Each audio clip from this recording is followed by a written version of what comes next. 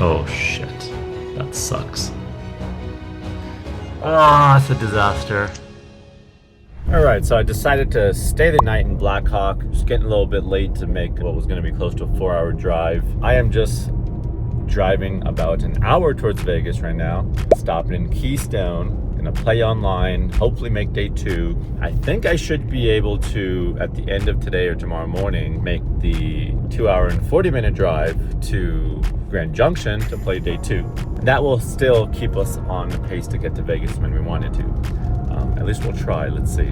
Depends how late today goes. I'm liking these mini pit stops along the way coming to Vegas at a nice little upswing.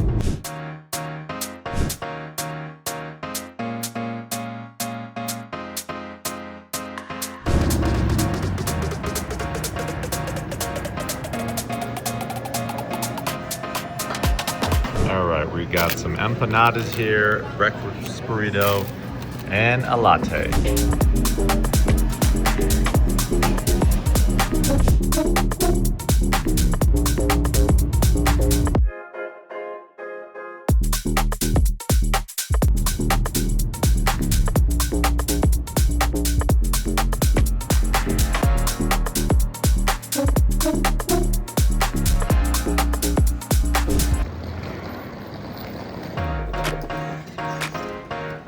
Oh, I love stopping in these random ass hotels in the middle of places I've never heard of.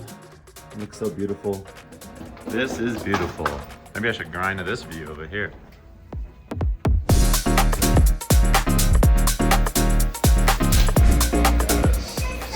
Steam room over here. Pool over here. Hot tub is outside. It's raining though. All right, we are here in the action. 2650 buy-in, 1.5 mil guarantee. Day 1B. Waking up to a nice hand here. Let's see if we can get some action. I'm just gonna jam that in.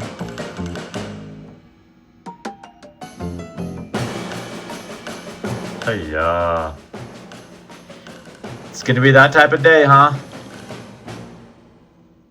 All right, we got a new table here. Firing up the coin poker main event over here. Got some other tables going as well. Ooh, this is interesting. I 3-bet. He goes all in for nothing. I mean, he basically has no bluffs here, but I'm not gonna fold ace king. Especially not when we're gonna flop like that. Again, 3-bet here out of the big blind. I'm just gonna flat because we do have a lot of their bluffs dominated. I'm gonna continue here.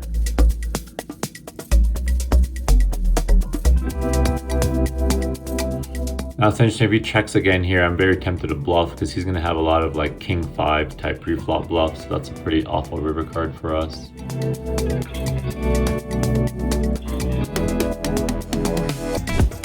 All right, this tournament started with 1,100 people and we were down to peanuts. Got 11 big blinds now. If we can find a double here, that would be very significant. Not the flop we want to see, obviously. See if we could get some value out of a 10. Gonna range a bet here on the ace high. All right, and we are at the final table here with the chip lead, 1 out of 9. This was an 1,100 player tournament, and we are down to the final 9 with 130K up top. So pretty sweet spot here. Stacks are all very close together, so this is anyone's game. Even if one of these mid stacks doubles up, they become close to chip leader. All right, we did lose a player, so we are down to 8. 10 is a little tempting to 3-bet pre. I get king jack, king queen to fold, ace 10 potentially. My image is very aggro, so that may keep me from taking the spot, but I don't know, maybe I still should. Probably get some pocket pairs to fold as well. We're out of there. Another one of those spots where just really, these guys can't really 3-bet fold. They're gonna have to jam. He can 3-bet fold, and these guys can. So it's nice that they're to my right. It definitely does seem like people are taking, you know, their jam spots versus me. I do need to open aggressive given I do have the chip lead, but probably a scenario where I'm gonna keep it, you know, like a GTO aggressive open range and not veer wider than that. I'm gonna go ahead and jam here on the 2 10 big blind stacks. This could be too wide. I have to check that. It's possible I maybe need to be keeping it to King 4 suited or so. Definitely one I do want to run. All right, here is a big spot. It's a big jam, 22 bigs, but versus late position open. Chip leader is going to be opening wide. Definitely no question getting it in here. The only question is how low would we go with our pairs? Another interesting spot here. I almost feel like we could do some flatting here. It's too much to jam. And I'm not super worried about getting squeezed because he has no fold equity. He could squeeze. He has some fold equity. This is the flop we want. So let's go bet here. If I get 3-bet here, this is such a gross spot. The 10 in my hand is just not great. It blocks a lot of their bluffs. If we get 3-bet here from him, we can definitely jam that. If we get jammed on, we will not be continuing.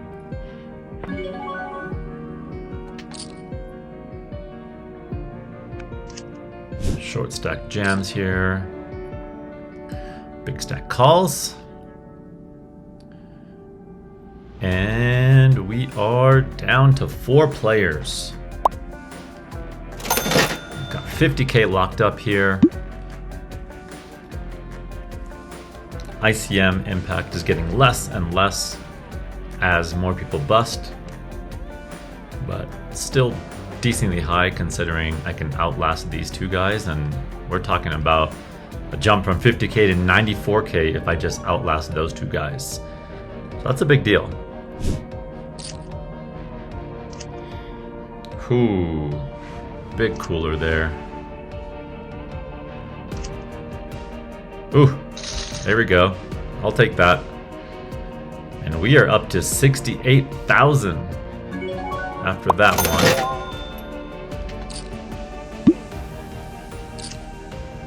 Looks like he just voted to make a deal here. Probably going to be double barreling on some blanks here to get him off a jack or a queen. So it looks like they both want deals. Do I want to make a deal? I don't know. Do I want to make a deal? Who are these guys? I wish I knew more about these guys so I know how good they are. That guy's a big losing player. How does the deal thing work? I've never done a deal on here, so I don't know. Do you get to negotiate? I think we all have it picked. Oh, did he turn his off? All right. We're back in action over here. Ace 10 suited here. Trying to think if there's a point in inducing here. Seems a little wide. I mean, I need to really expect him to go nuts with a bunch of ace X. Pretty small bet. Call here. I'm gonna have some king X I'm calling with. Obviously any 7-5, 8-9.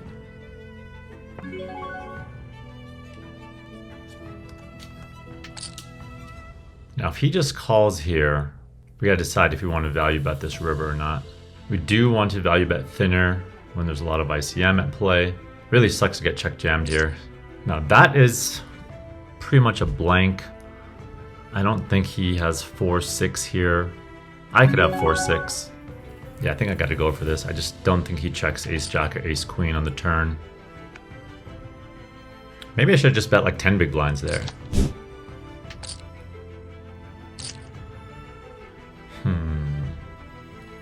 This could turn into a nasty bluff catching spot if I get check raised. I was debating if I want to bet or not. Obviously here we got an easy call. Yeah, the 8 in my hand's not great because I block 8-10, 8-9, 8-5, some hard stuff. So I'm gonna fold this. If feel like he has a 6 here. All right. I mean, I think we just need to jam this in to realize our equity. I think this is probably a fold, but my instinct is he's not going to ISO raise enough.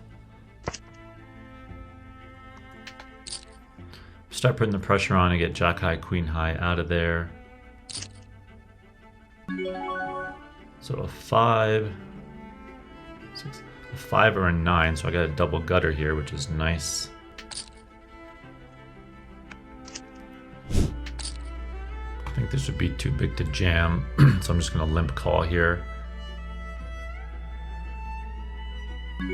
Beautiful flop.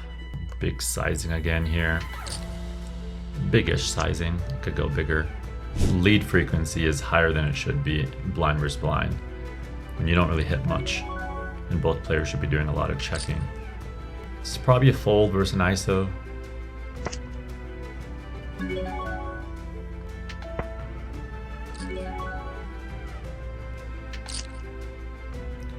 That is a great card. Less likely he has a 7. He could still value it a 4 one more time and then check back the river. I think he's aware I could have some hands like aces or kings or something here, or ace king.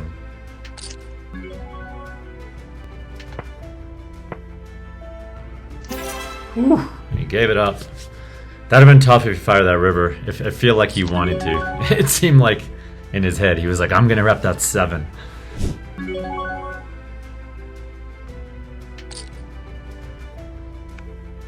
I wonder if it could be open jam if that's too much, because it does suck when he jams here. I'm tempted to click it back to get it in versus a queen. Yeah, I'll just call.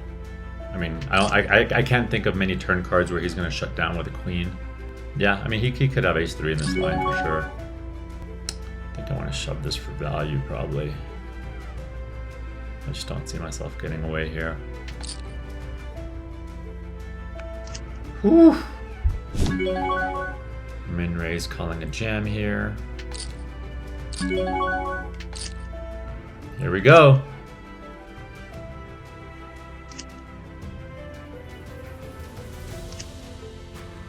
Boom! That's huge. Oh my god, this is a 6 spot. I think it's a jam. Oh shit, that sucks. Ah, it's a disaster. Oh, that's a fucking disaster. God, that sucks. That really sucks. Alright, well, I just barely looked at some ICM charts to check out that spot, and it seems like it was a massive punt. It might even be an open fold, just because how extreme that situation is and how the small blind can jam so wide and just keep chipping down the big blind. When that happens, first I feel like shit. It just sucks to make a massive mistake like that with, you know, a lot of money on the line. But I'm glad that happened, because I'm gonna review that spot now, and I'm gonna be playing for hundreds of thousands of dollars up top and even millions in some of these events at World Series of Poker. I'd rather make that mistake now than, you know, in the coming month. I've played very low volume this year, mostly because of having baby number 2 and prioritizing business and some of my back issues that I've been trying to solve. I'm going to be rusty in these ICM spots, and that's exactly why I'm playing online, trying to get these reps in. Even though it feels shitty to have made a mistake there, I'm just remembering that, you know, this is part of the process. I'm supposed to be rusty if I haven't played much this whole year, and that's why I'm getting these reps in. I'm going to have a badass score this summer and knock off some of this ICM rust. Not that I played awful or anything, but I wasn't as familiar with what I can open jam in this spot here. So yeah, I'm gonna have to get some reps in there. Peace out, Keystone Lodge. On to Grand Junction. Well, first we gotta stop the charge on the way there.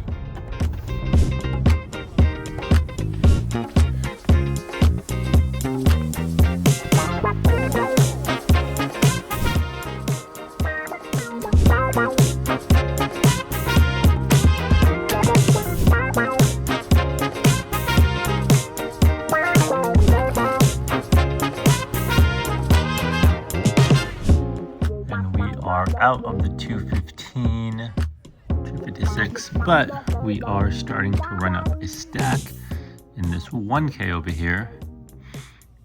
So still got the chance for a nice score today.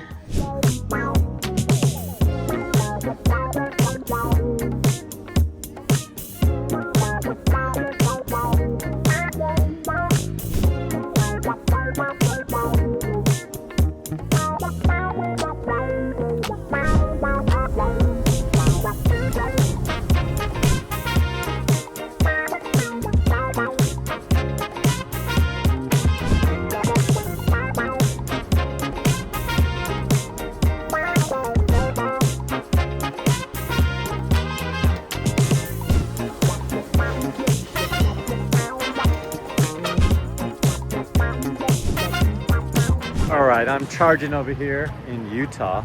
I have no idea what this place is, but there's a big cow on the window and it says the Creamery. It looks good. So let's go find out what this place is. I already had my lunch, so looks like it's going to be ice cream for me. This is the one.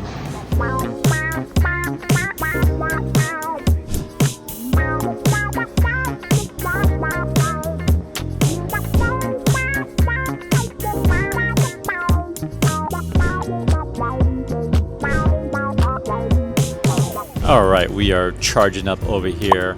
So I'm gonna go ahead and answer another question that I've been seeing in the comments a lot.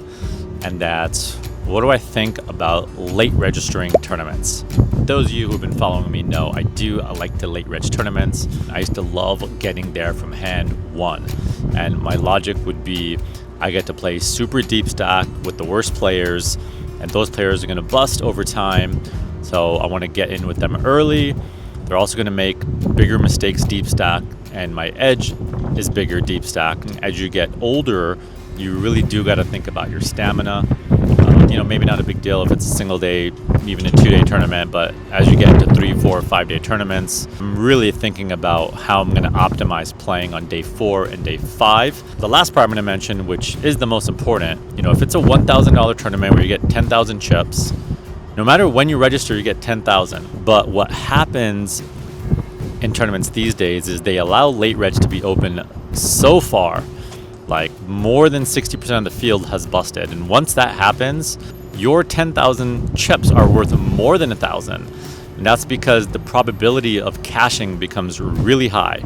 You literally might be getting something like $1,100 or $1,150 for the 1,000 that you're buying in, like instantly making money by just registering then. I have a lot of responsibilities for my work. I'm the CEO of my company, I'm managing a team. I have a bunch of deliverables of my own that I need to get done, family priorities, and I want to get all that stuff off my plate, because if I don't, then my head's not straight when I'm playing. Getting my workout in, getting in the zone, and then showing up to play.